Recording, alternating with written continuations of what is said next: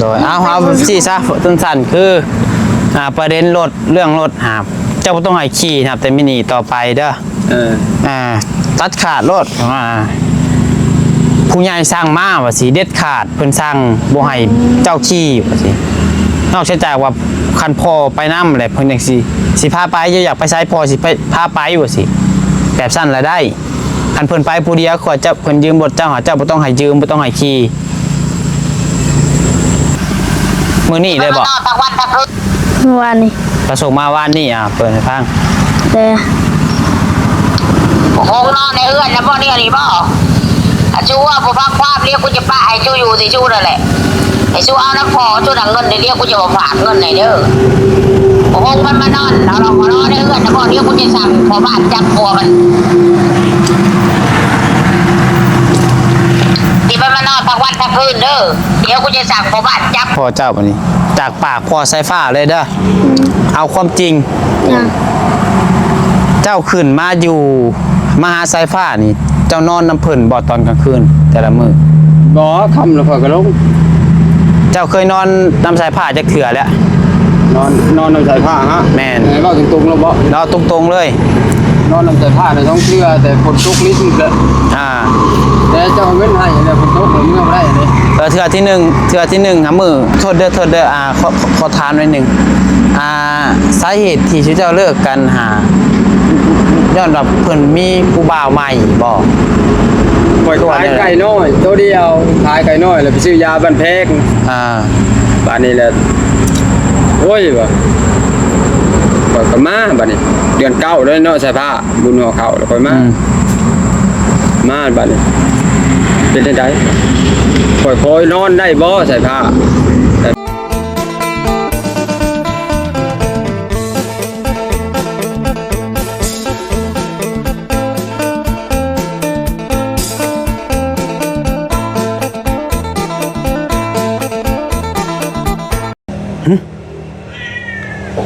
ใช่ป่ะเสียงยังอยู่ในครัวเอาไปเบิ่งดูบุญทวีบ่ไปเบิ่งดูผีหลอกปะจักผีหลอกบ่เสียงยังวะเฮ้ยคือว่าผีหลอกซะดอกโอ้ยตาไม่พ่อเจ้าบ่คือเรียกผีหลอกสิเรียกผีหลอกบ่สภาพคนขั้วกันเนาะลุกเป็นลุกได้ใช่ป่ะไอ้ใหม่นี่เลยไม่ยุ่งเก็บไม้มาผ่าให้ลูกชายเก็บไม้มาไว้ให้ลูกชายดังไฟแกมาจะใช้อันนี้มาจากบ้านเลยเพิ่นน่ะฮะผ่าไม้น้อยๆนะหนึ่งเข่าเลยมันบ่เข้าสิชุบปีกยังก็บ่ได้มันบ่เป็นทานอันนี้แน่ๆบัดนี้มันเป็นทานเนาะเสื้อผ้าไก่เสื้อผ้าเอ้ย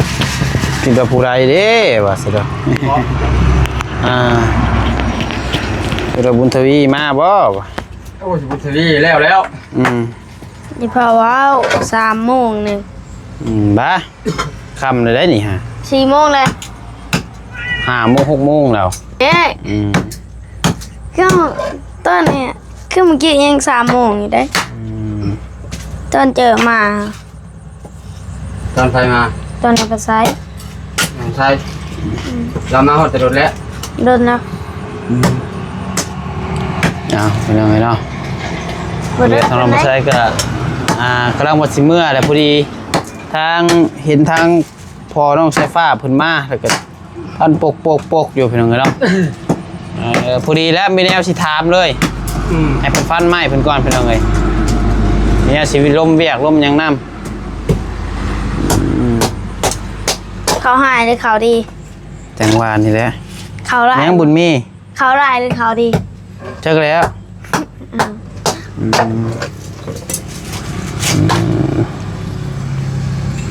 พอที่ใส่ผ้าทำนี่พอพ่อก่อนก็ได้ปะพอดีว่านั่งพี่ก่อนปะ ไม่ได้จังพาใหม่ก็ได้เนาะเอามาแต่เฮือนผู้ติมาแต่บ้านผู้แบกมาเบิ่งทงบกใหญ่เลยพี่น้องเอ้ยแบกใส่รถจักรมานั่นแหละผมโธ่เจ้าไปตัดมาบ่นี่ดุเนาะบ่รู้เฮ็ดได้เพิ่นหาไม้น้อยๆไม้คอยนะ เห็นลูกบ่มีอันฟืนบ่มีหยังดังเลยตัดไม้มาให้ลูกปักนอกชะทะไปเอามาพี่มาเอาพี่น้องเอ้ยทักทายสบายดีกันเด้อพี่น้องเด้อสบายดีสวัสดีพ่อแม่พี่น้อง FC เบิร์ดสุคนเนาะพี่น้องเนาะกับพ่อกันกำลังปัดใจนี่คือเก่าพี่น้องเอ้ยอยู่ที่เฮือนน้องไสฟ้านี่เนาะใช้ห้ามอันนี้มันน้ำใช่อันนั้น แมว น้ำมีช่างคันยังออกอยู่บ่ นี่ ต้องไปสูบให้ดูสูบให้เบิ่งดูนี่เบิ่งเดินบ่แต่นี่ก็หกขึ้นมาคือเก่าเลยเนาะ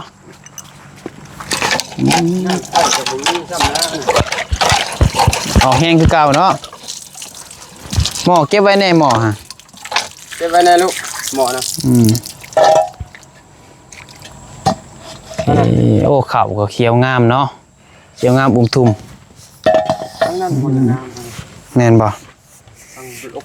ได้เลย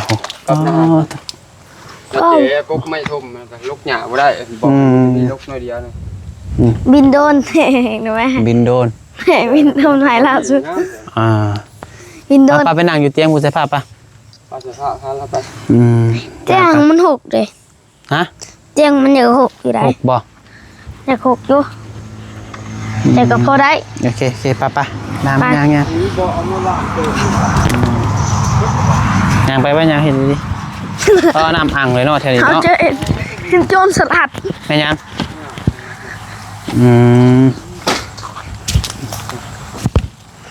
มันทำกับเข่าเนาะ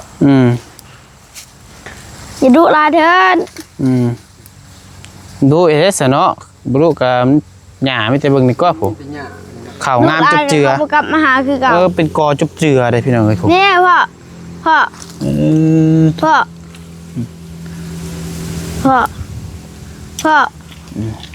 อดุลายเขากับมหาเขาบ่ได้กับมหาเจ้าคือเก่า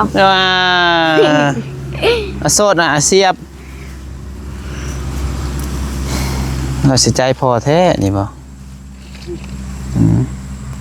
กับเขานี่ใช่แต่ว่าเราโสดยังเอาหูใหม่ๆลงสตอรี่อยู่แม่นบ่แม่นป้ามานั่งพี่ก็ได้คงไปมีเพชรเราได้จังลุกก็ได้ไปกันคอยลุกเรื่อยๆนี่ครับเขาขึ้นมาลุกเรื่อยๆเฮ็ดได้ก็ได้ยินข่าวว่าเพิ่นบ่ให้มาใกล้แฮะว่า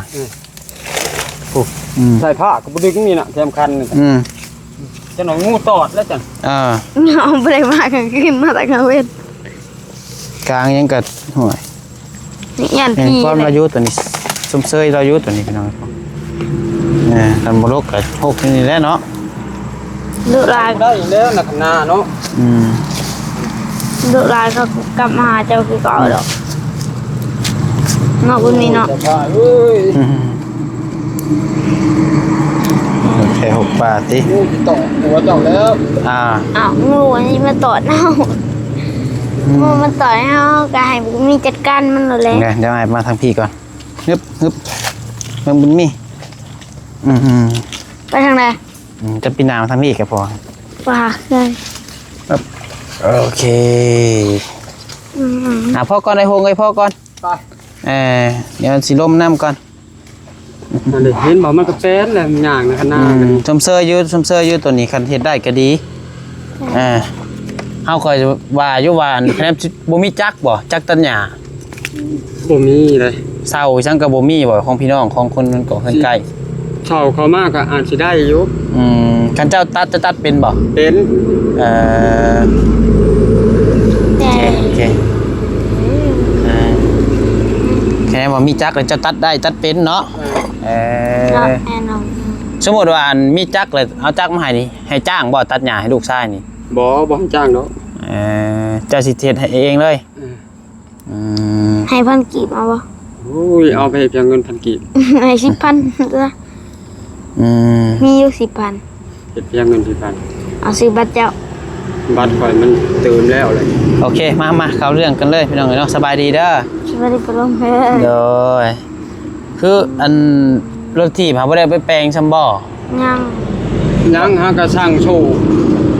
ให้บอบบี้มาต่อให้บัดนี้ สร้างเอาโศกอะ มัน บ่มีบ่ มันบ่มีนะฮะเราเนี่ยบ้านโอ้นี่นะ อืม เราสิเข้าตลาดแล้วเราสิซื้อมาให้ ซื้อมาแล้วเราสิแปลงให้เราอ่ะ เอาถีบดิ แปลงให้ก็ให้มันคักแน่เราอ่ะแต่ถึงพี่น้องอ่ะนะเห็นลูกเจ้าแล้วมันว่าไปทาง เขาได้สั่งโศกเพิ่นบอกราคาอยู่ ย่างลงน้ำเพราะว่า เพิ่นบอกราคาอยู่บ่โศกเท่าใด 30 โซ่นั้นกันรุ่นดีๆเนี่ยนะ50,000 เอาลิ้นเดียวนะหาที่บ้านน่ะ เราก็ตัดออกเราก็เอากิ๊บต่อใช้ แต่เงินเฮาให้แปลงรถหาเบิดเท่าใดก็แปลงรถจักร 400,000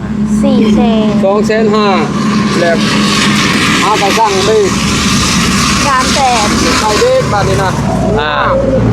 2,500 สเตอร์น่ะ สปอร์ตสเตอร์บ่โอ้ยังบ่ได้ใช้เบรก ยัง แพงว่ะ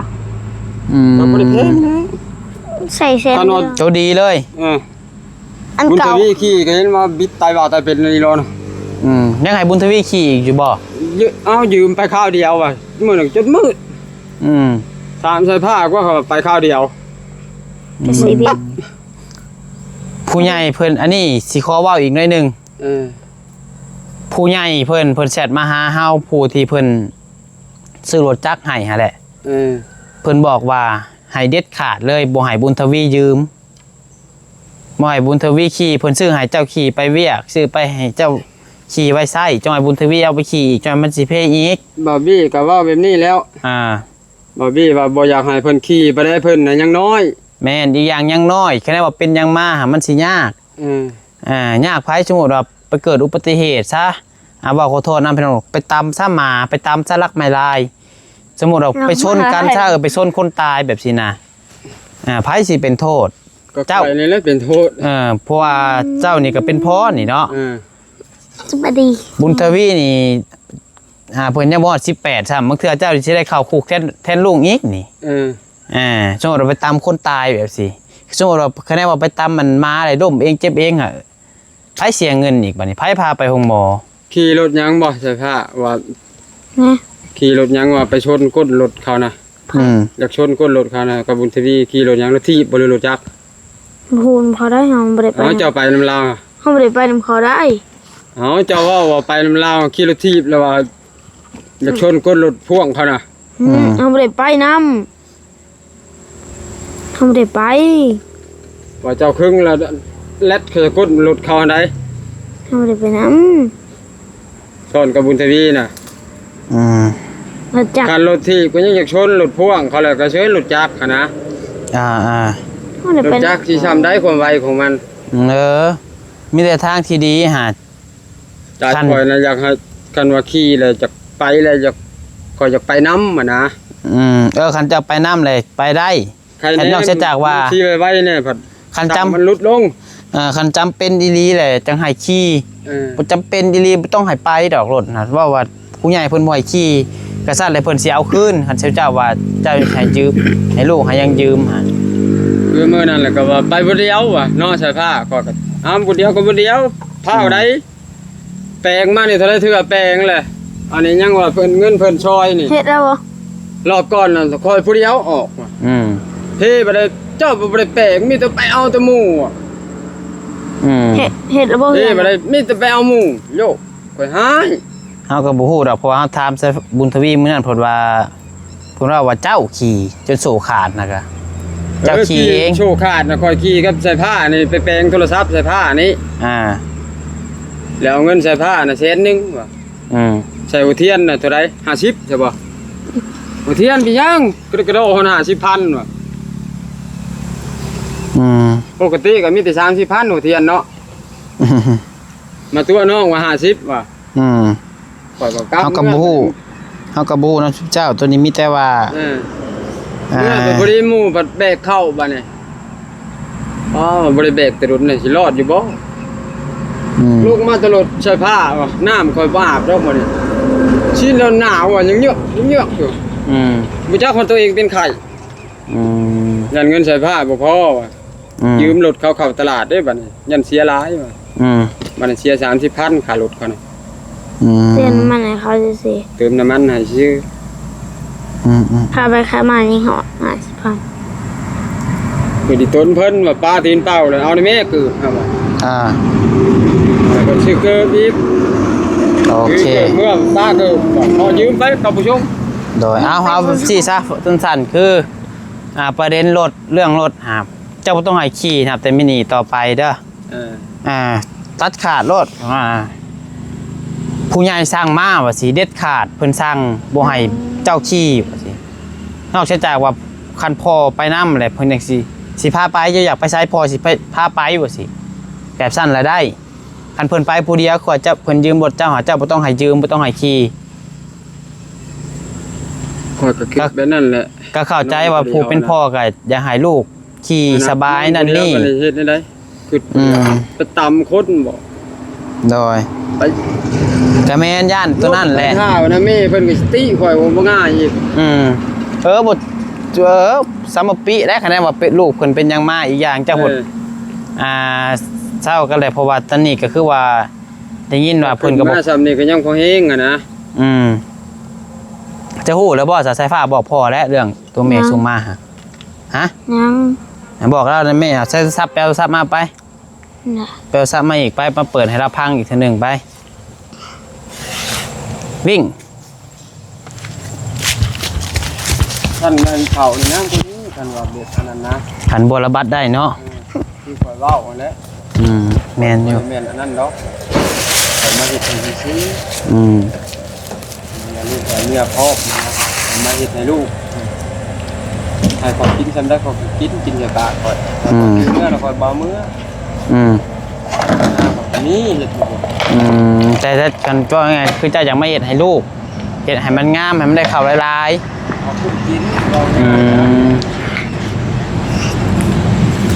ลูกไผ่แบบว่าไปหาพอกินกับลูกเจ้าแล้วเขาไปว่าลูกคนนี้เขาว่าลูกเจ้าคือเจ้ากับเป็นพ่อไปแล้วเปิดให้พ่อพังดูแต่ยังอันนั้นแหละยังว่าวเลยนะลองพังอีกนี่เพิ่นส่งมามือได้ใช่ผ้ามือนี่เลยบอกเมื่อวานนี่เราส่งมาวันนี่เปิดให้พังแต่โอ้โหนอนในเอื้อนนะพ่อเนี่ยนี่พ่อจูว่าผมพักความเรียกกูจะป้าให้จูอยู่สิจูนั่นแหละไอ้จูเอาน้ำพอจูหนังเงินเดี๋ยวเรียกกูจะมาฝากเงินไหนเด้อโอ้โหมันมานอนเราลองมานอนในเอื้อนนะพ่อเรียกกูจะสั่งพอบ้านจับพัวมันที่มันมานอนทั้งวันทั้งคืนเด้อเดี๋ยวกูจะสั่งพอบ้านจับพัวมันเลื่อมแล้วพ่อเราเช่นบนบันทึกกันผู้ใดลงไปหาไปเลยจับมาโค้งนี่มันบลาบมาจืดเดี๋ยวกูจะสั่งพอบ้านจับพัวมันเลยมันเขานอนอยู่กุกแล้วก็ตัวอีกตัวหนึ่งตัวยาวๆนะตัวนี้บ่มันมานอนละลองละรอแต่ละมือแต่ละวันบอกเขาเด้เขาเบาแก้วกันบอกให้มันมามันบ่ถึงได้แบบนี้นะมานอนกลางเว้นก็มานอนอยู่นอนกินในเหือนนี่มันมาแล้วมันก็เมื่อแป๊บหนึ่งก็เมื่อไม่ใช่ที่มานอนทั้งวันทั้งคืนอยู่ในเหือนนี่บ่ได้เด้ออย่านอนในกูจิบ่เมื่อชูเลยกูจิอยู่ไทยเลยถ้าเบิ่งบ่ป้ายชูอยู่มันก็ชูวนวายแล้วมันหงไหลมันมาก็บอกมันเมื่อเลยอยู่บ่ได้การจะตั้งเขาบ่ได้อยู่ป้าอ้างทางนี้แหละเขาจดบันทึกกันแหละพระพุทธวีจดบันทึกแหละผู้ใดไปหาภัยเขาจับผู้ลงไปบอกเขาก็จับมาคงมาพี่เขาก็จับจดเช่นบนบันทึกกันแหละผู้พ่อบ้านจันจ่านะบอกมาโนดประคงน่ะก็เจ้าหน้าพ่อบ้านที่จับบัวมันเขาบอกกูเลยเขาโทรมาหากูเนี่ยที่เขาลูกน้องมาเขาจับจริงๆนะแม่มันมีเงินไปถ่ายเอาบอกเขาจับจริงๆนะเขาไม่ได้ทำเล่นนะเบิ้งใช้ผ้าปินมาบันนี้ชีถามพ่อเจ้าบันนี้จากปากพ่อไซฟ้าเลยเด้อเอาความจริงเจ้าขึ้นมาอยู่มาหาไซฟ้านี่เจ้านอนน้ำเพิ่นบ่ตอนกลางคืนแต่ละมือบ่คำแล้วพอกระลงเจ้าเคยนอนน้ำสายผ้าจักเถื่อแล้วนอนน้ำสายผ้าฮะแม่นเบ้าตรงๆแล้วบ่เราตรงๆเลย นอนนำใจผ้าในท้องเชื่อแต่ฝนตกลิ้นแล้ว แต่เจ้าเว้นให้แล้วฝนตกเลยเมื่อบ่ได้เลย เทื่อที่1หามือเอาเงินในแป้งรถแล้วก็เทื่อที่2ก็พอดีนอนช่องคืนมื้อนั้น 2คืนติดเลยอ๋อแสดงว่าเจ้าหาก็นอนกับสายฟ้าปิดหน้ามาดีห้ามบ่ดินห้ามปะ ข่อยบ่ได้ตัวได้ ปะก่อนเจ้านอนอยู่เฮือนกับสายฟ้านี่มือเฮาเงินให้ไปแป้งรถมือนั่นกับฝนตกลิ้นกับแม่นอีหลีพี่น้องเนาะตอนนอนมื้อนั้น2มื้อ2มื้อเรียนเลยฝนตกไปบ่ได้นี่นั่นแหละแต่บัดนี้เราว่าเจ้าหาทั้งกินทั้งนอนอยู่หั่นเพิ่นว่าทั้งไม่ได้กินแต่นอนกับลูกกับเจ้าลาบ่เฮ็ดบ่หาหยังเราอะแม่นบ่ตัวนี้ว่านะกันว่ามากับแบบนี้แหละนี่คือข่อยเฮ็ดนี่คือเจ้าเฮ็ดนี่แหละกันว่ากินก็แม่นอยู่น้องบี้ซื้อมากินแบบชุมนุมกันไปนี่ข่อยก็ลกหญ้าลกเครือนี่แหละน้องบี้มากินเด้อก่อนจังลงเฮ็ดเวียกอีกโดยข่อยก็ขึ้นมากินแล้วข่อยก็ลงเฮ็ดเวียกอีกนะได้แต่ขาชุ่มหน้าให้นี่แล้วนี่แบบข่อยบอกน้องบี้แล้วมื้อเจ้าเงินน่ะข่อย50,000ใส่น้ำมันรถเขาบอกข่อยว่ากันว่าเที่ยวขึ้นมาแล้วเขาสิจับมื้อกินหมูกระทะฮะก็บอกแก้วแน่มื้อน่ะขอก็ลงไปก่อนบัดนี้ค่อยเล่นเด้อค่อยๆอยู่ดอกออกไว้เพื่อนอีกเมื่อแล้วบัดค่อยๆแล้วคือเราเห็นแม่บอกไปเอาโทรศัพท์ไปจำมาไปแล้วเพราะว่าบอกถ่ายมาเราแลดจำแต่แบบนี้นี่กันว่าขึ้นมาก็คือเจ้าได้ยินนำแล้วกันโทรคอยเว้าสิเจ้าก็สิบ่จักเชื่อน่ะแบบนี้เลยโดยแต่ได้ยินแบบนี้หลายคนก็แต่เขาอยากถามนิดนึงว่าตอนชูเจ้าเลิกลากันไปหาชูเจ้าตกลงคือว่าว้ากันได้ใช้เรื่องลูกเลยบ่ได้เว้ามีแต่ว่าผัวและเมียแหละไปหากันแล้วจับเท่านั้นซื่อสมมุติว่าเจ้าอันไปหาเมียเจ้านี่เขาจับ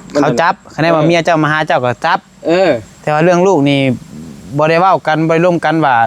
ผู้ใดสิรับเลี้ยงบ่มีอันนั้นน่ะบ่ได้เว้าแต่ว่าร่วมกันตกลงกันว่าลูกนี่อยู่นำแม่รับเลี้ยงนั่นนี่บ่มีบ่ร่วมบ่ได้เว้าอันนั้นน่ะว่ามีแต่เมียแล้วไปเว้านำย่าเว้านำแม่ข่อยนะ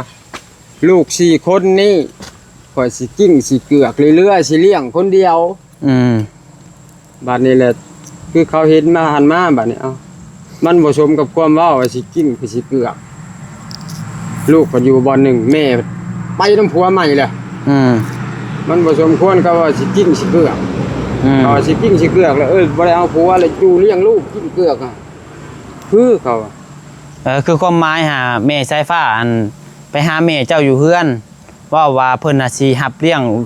ลูกเบิด4คนเพียงแต่ผู้เดียวเพิ่นว่าแนวนั้นบ่เพราะว่าเฮาเชื่อว่าคะแนนนั้นเราเบิ่งคลิปนี้อยู่กะให้เอาความจริงได้ความจริงมันเป็นสิ่งบ่ตายเฮาเชื่อความจริงนี่คือความจริงคันว่ามันอยู่ใกล้ก็ข่อยสิพาไปหน้าอีกเพิ่นเว้านะครัแม่ข่อยน่ะโดยอันนี้มันผัดคำแล้วยันสิพาอย่างมื้อนะเจ้าแล้วมื้อนี้ถามเจ้าก่อนก็ได้เพิ่นว่านั่นเดี๋ยวจะว่ากันเราเว้าแนวนั้นติแต่บัดนี้พดคนละแบบคนละอย่างเลยป้าให้ลูกอยู่บ้าน2คนแต่บ่มีไปอยู่กรุงเทพกับผัวใหม่บ่กันว่าบ่มีแต่เจ้าแบบค่ำ2คนนั่นนี่นั่นแต่ผ้ากับบุญทวีนี่แต่ผ้ากับบุญทวีนี่ตายหิวข้าวก็แม่นอยู่เพิ่นเอ้ยตัวนี้ก็คะแนนว่าทีมงานเฮาบ่มาซอยเรือบ่มาเฮ็ดเฮือนบ่มาปลูกเฮือนปลูกซ่านให้บ่ซื้อข้าวซื้อน้ำซื้อนั่นซื้อนี่มาให้กินนี่ก็บ่ฮู้ว่าเด็กน้อย2คนนี่สิเป็นแนวใดพี่น้องเนาะก็คือเห็นนั่นแหละป้าลุงญาติพี่น้องก็ตั้งแต่น้องปัดไซมาฮู้จักกับน้องสายฟ้านี่บ่เคยเห็นไผเอาของกินมาให้เลยแบบว่าหำ นี่เด้อป้าซอยข้าวเจ้าเดือนนี้สอบหนึ่งของกินป้าซื้อมาให้เจ้า เดือนนี้มีไข่มียังบ่เคยเห็นจักเทื่อพี่น้องอันนี้ก็บ่ได้แม่นว่าติญาติพี่น้องเพิ่นพี่น้องเนาะคือฝากเงินให้ใช้ผ้าแล้วเดือน500สองคนกับบุญทวีมันสิกุ้มเดือน500คันแบ่งกันก็คนละ250บ่มันสิกุ้มบ่ได้ใช้ผ้า200,000ฮะ300,000ถ้าฝากมาให้เดือนหนึงจักเทื่อหำเดือนละเทื่อบ่นี่เดือนละเทื่อเดือน500มันสิกุ้มเว้าขอโทษนำพี่น้องเอ้ยเนาะเดือน500คะแนนคืออันนั่นแน่ฮะกินข้าวคาบเดียวกับเบิดแหละทั้งหมู่เก็บหมู่กรรมนะ500อันนั้นคะแนนว่าบ่ก็คือฮู้มาอันคะแนนว่ายูทูบเบอร์บ่เข้ามาซอยเรือบ่ซื้อกับข้าวกับน้ำมาให้คือน้องปัดไส้นี่ก็ผู้หนึงแหละที่ว่า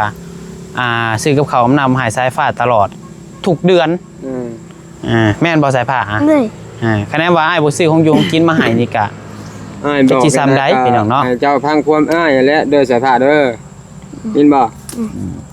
เจ้าบ่เฮ็ดแต่บัดนี้เพิ่นว่าเพิ่นสิเอาตำรวจมาจับเจ้าบัดนี้คะแนนว่าเจ้าขึ้นมาฮะเอานายบ้านบ่เอาพอบ้านมาจับคันเจ้าขึ้นมาอยู่มานอนนำลูกเจ้าอีกเฮาขอถามเจ้าอีกอย่างหนึ่ง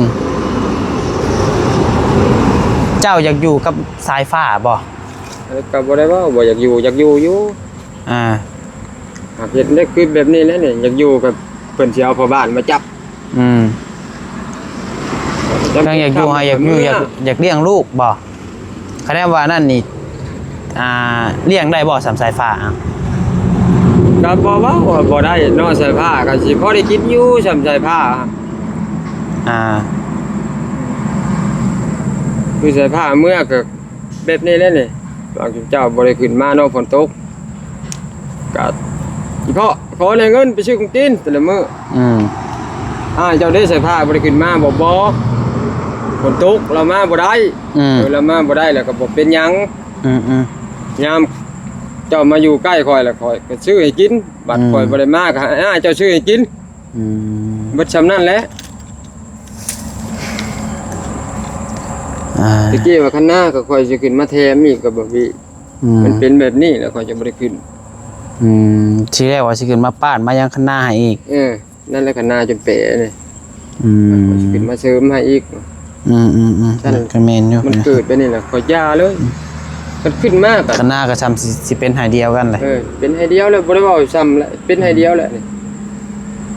มันขึ้นมากกับหมู่จับเฮ้ยซั่นแหละมีแต่ขู่จับเลยบ่บ่แม่นบ่จับก็จับแล้วเพราะว่าเฮาก็บ่ฮู้นะว่าชื่อเจ้าหาเป็นหยังกันนี่ได้ข่อยว่าแบบง่ายๆเลยได้ตอนสิจับข่อยปิดนี่เมียนี่ติดกับผัวคู่มือนี่เพราะว่าจะเว้าหยอกอีนางอันนี้อีตัวผู้หญิงเห็นรถไทยน่ะแกไม่บุดมานี่อีหลาเอาบ่พอคนไทย3ชามาเลยปีกข่อยไปหาแบกแม่ติ้วข่อยก็ว่าลูกกับเมียเนี่ยเว้าหยอก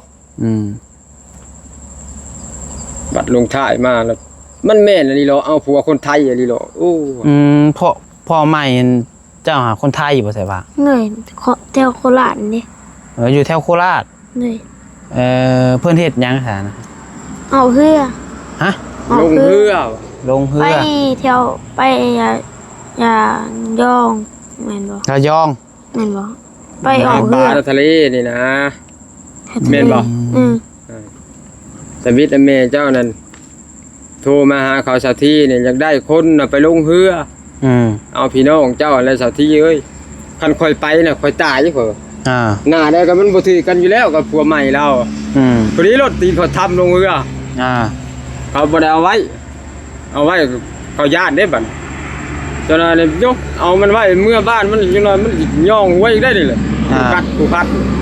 ข่อยบ่ไปบ่จ้างข่อยเดือนเท่าใดข่อยบ่ไปบ่โทษเด้อขอถามหน่อยนึงสาเหตุที่ชื่อเจ้าเลิกกัน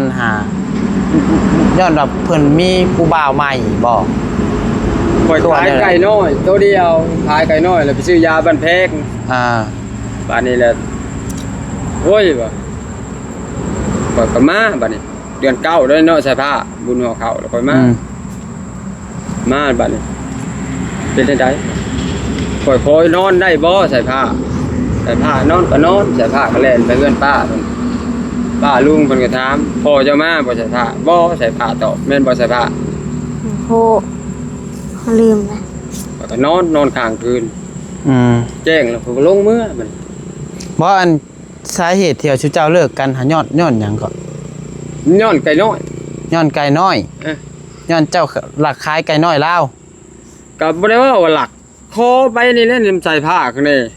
ใส่ผ้ากับบุญทวีกับนางวันเย็นน่ะข่อยแล้วบ่มีเงินซื้อยาสูบยาบันแพงน่ะ ซื้อยาสูบ น้ำท่วมปีน้ำท่วมหลายๆน่ะเอาไปกับไปหมูนี่บ่ขายบ่หมูน่ะข่อยไปหาปั่นข้าวนำหัวปั่นเขาแล้วข้าวข้างนะหัวกระเพาะน่ะก็กวัดมาแต่ละมื้อเขารีบมันน่ะนะแน่ตัวตึงแน่เอามาแล้วให้เมียพัดไปขายเป็นจุบหมูตัวนึงข้าวข้างอันนั้นน่ะข้าวที่มันปั่นมานํกันน่ะกับหมูน่ะบ่ได้ขายนั่นน่ะเอาไปกินว่ะปั่นนั่นเมียก็ยังว่าบ่ดีอ่ะนะยาโอเคเอาซะเป็นจังได๋นี่แหละนี่คือมาเห็นนี่แหละนี่เฮาก็บ่จักสิว่าได้ อยากเฮ็ดให้เฮ็ดเวียกมาเฮ็ดแบบนี้มันมานอนบ่สั่งพ่อบ้านจับเพราะว่าเฮือนนี่ก็บ่แม่นว่าต้องเว้าดอกเนาะก็เป็นเฮือนผู้รักผู้ใหญ่เพิ่นสร้างให้สร้างให้สายฟ้ากับคุณทวีอยู่ถามว่าแม่น้องสายฟ้านี่มีเงินลาวบ่แม่บ่มีจักกีบเนาะน้องสายฟ้าเนาะแม่จะเคยบ่ฝากเงินมาซอยเฮ็ดเฮือนบ่น้องบ่ใช้ก็ตอนที่ว่าน้องบ่ใช้มาช่วงนั้นก็คือว่าบ่เห็นมีแต่ไอ้นี่น่ะทีมงานน่ะเอาปูนไปไว้ใช้ว่าปูนเปียกของเราบ่ใช่พระใช้ปูนเปียกแม่เจ้าไปไว้ว่าบ่มีชอบบ่มีปูนสีชอบเอามาแล้วป้าเอาอยู่ใช้ปูนตะมิดเลยตะกี้นะมันไปว่าเมียนตอนนั้นบ่ตอนบริมาตอนนั้นป้าเมียนอยู่ตอนบริยังบ่ทันเข้ามาป้าเมียนอยู่หน้าหน้าบ่เฒ่าแก้วไปป้ายังอยู่ในนี่บ่มีบ่พระบ่ยังมันเปียกบัดจุเจ้าอยู่ได้สิล่ะบ่เปียกบ่เมื่อไรบริมาบ่นิวไปเอาจะบุญทวีแล้วไปเอามาแล้วพูดเอาโอเคพี่น้องเอ้ยเนาะมีแต่ว่าคลิปนี้ก็ถามพ่อน้องสายฟ้ามุดเปลือกเพียงเนาะถามแบบความจริงเลยเนาะกับประมาณนี้แหละเป็นยังไงกับบ่ฮู้ว่าความจริงบ่ความจริงกับมันก็ต้องได้ฟังทั้งสองฝ่ายแหละคะแนนว่าเป็นไปได้แต่ว่าน้องบ่ใช่กับบ่ยังบ่ตัดสินใจบ่ได้ว่าไผผิดไผถูกแล้วก็บ่ขอเว้าซะพี่น้องมีแต่ว่าทางที่ดีก็คันว่าเพิ่นห้ามแล้วนี่เฮาก็อยู่เฮือนก่อนคันว่าใส่ผ้าคิดฮอดพ่อก็ยังไปหาให้มาหับเอาลูกรถจักรก็มีขี่มาหับเอาลูกแล้วก็ไปอยู่เฮือนพ่อขี่รถย่างลงไปวิทย์เฮือนแล้วโทรบอกก็แล่นขึ้นมาแต่ว่าเรื่องจับนี่เนาะบ่ใช่ว่ามันก็บ่มีสิทธิ์แล้วว่าเนาะเพราะว่าเฮามาหาลูกเฮาแจ้งเขาจับนะแต่เขาบ่จับคู่ไว้ซื้อแจ้งก็ได้เทื่อแล้วว่าแต่เขาบ่จับแจ้งตอนนั้นก็พ่อบ้านนั่นแหละพ่อบ้านเหี่ยวให้มาจับก่อนย่างเมื่อนำทางจับมันนี่นะเหตุมันเฮ็ดอะไรมันมาเนี่ยมันมาขามาพันหมู่เจ้าบ่มาขามาตีหมู่เจ้าบ่อาละวาดหมู่เจ้าบ่มันเที่ยวมาเลยเดี๋ยวมาแล้วลูกมันเราอ่ะลูกกับพ่อสิบ่ให้หากันเป็นไปบ่ได้คันมันมาเลยขาพันลั่นแทงในเฮือนอาละวาดในเฮือนน่ะแม่นเราอ่ะจังจับแม่นบ่ล่ะแม่นอันนี้ค่อยมาแบบนี้นี่คันเห็นหญ้าเห็นเครือหลายๆก็ค่อยไปดึงให้โดยอันนี้ก็ไปจับก่อนถือความลาวอีกเพียงว่าเพราะว่าคนเฮามันก็ต้องคันสิเจ้าหน้าที่เพิ่นสิจับไผจักคนมันต้องมีต้นปลายสาเหตุอย่างตัวอย่างว่าพ่อใส่ผ้านี่มาหาลูกนี่มาแบบใดมาแล้วสร้างความวุ่นวายให้ลูกบ่หลักเงินหลักค่ำลูกบ่ตบตีลูกบ่เฮ็ดแล้วบ่ดีใส่ลูกบ่อันนั้นก็ว่ากันอีกแบบนึง แต่ว่านี่มากะตามที่น้องบัดไซเห็นกะเห็นในคลิปบาร์บี้ตะกี้กะลามาแล้วก็เฮ็ดเวียกเฮ็ดนั่นเฮ็ดนี่ซอยลูกซอยเต้าลาวซ้อนลูกให้เป็นแนวนั้นแนวนี้หั่นน่ะพี่น้องเนาะ เขามานั่นแหละ แล้วก็บ่ได้แม่นว่าสิมาเฮ็ดให้ลูกนำพาลูกไปเฮ็ดแนวสิ่งบ่ดีพี่น้องเนาะแล้วก็เฮ็ดแต่สิ่งดีๆคือสายฟ้าและสายฟ้าก็ว่าจะให้พ่อมาอยู่นำคันว่าเป็นไปได้เนาะสายฟ้าเนาะ แม่ เราก็อยากอยู่กับพ่อพี่น้องเอ้ยก็เข้าใจอยู่เล็กน้อย ขาดความอบอุ่นขาดครอบครัวแยกแตกแยกไปได้ เข้าใจความรู้สึกเลยนะพี่น้องเนาะเล็กน้อย9 ปี10 ปีต้องอยู่คนเดียวบางมื้ออ้ายก็อยู่นำต้องนึ่งข้าวนึ่งน้ำกินผู้เดียวนั่นนี่แล้วก็เข้าใจอยู่ นอนเลยไหลนี่ใจชื่อ แม่นคือยามเป็นไข้เป็นหนาวหั่นแหละไผมาเบิ่งแม่อยู่ไทยตอนเป็นไข่ช่วงเป็นไข่แม่มาเบิ่งบ่แม่เพิ่นฝากเงินมาให้เท่าใดตอนเป็นไข่ เราบ่ได้เราบ่ได้แสนหาเฮาเลย กับไผเบิ่งคันบ่แม่นคนใกล้แม่นบ่ล่ะ นี่บ่แก้ว หลักๆเลยกับยูทูบเบอร์คันแน่ว่าบ่มียูทูบเบอร์อีหลีกับน่าสิเป็นพ่อเป็นผู้เพิ่น แก้วกันแล่นไปเมื่อเจ้าไข่แห้งอ่ะข่อยก็บ่ฮู้ก็แก้วแล่นขึ้นมามื้อที่2มาเอาข่อยอยู่เฮือน โอเคเฮากับออนไลน์มันก็แฮงสิยาวพี่น้องเนาะมีแต่ว่าสู้ๆเด้อเฮาเชื่อว่าเฮ็ดดีเทวดาเพิ่นเบิ่งอยู่จักมื้อเพิ่นต้องเป็นใจให้สุเจ้าความดีมันบ่ขาไผได้เด้อจังไดก็สู้ๆเด้อให้เจ้าเฮ็ดดีต่อไปเจ้าต้องเอาความดีเจ้านี่แหละชนะทุกอย่างเจ้าต้องเอาความดีเจ้าสู้เจ้าบ่มีหยังสู้ก็จะ เพื่อนเจ้าน่ะเฮ็ดหรือบ่ เฮือนข่อยนะเจ้าลงไปแล้วก็พักกันตอก